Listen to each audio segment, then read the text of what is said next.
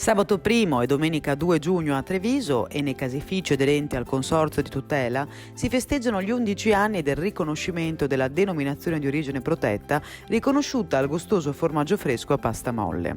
La festa avrà inizio nella giornata di sabato 1 giugno in tutti gli spazi dei caseifici aderenti al Consorzio Casatella Trevigiana DOP, Agricansiglio, Latteria di Roverbasso, Caseificio Tomasoni, Caseificio Montegrappa, Latteria di Sant'Andrea, Latteria di Soligo, Centro Veneto Formaggi con degustazioni e consigli su come utilizzare la casatella nella preparazione di gustose ricette. Domenica 2 giugno la festa proseguirà nel Salotto Buono di Treviso sotto la Loggia dei 300 con la consueta degustazione dal mattino alla sera e con la possibilità di acquistare la casatella DOP.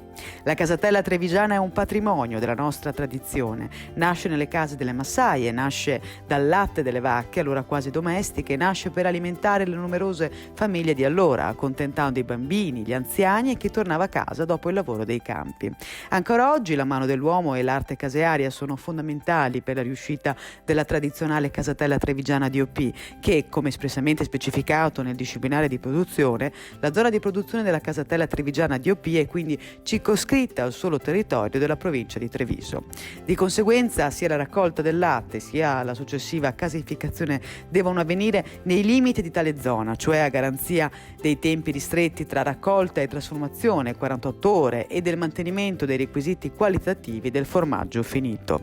Un prodotto che fin da allora è nutrizionalmente ricco e bilanciato, semplice e gustoso e che oggi, grazie alla valorizzazione degli chef, è anche ingrediente gourmet.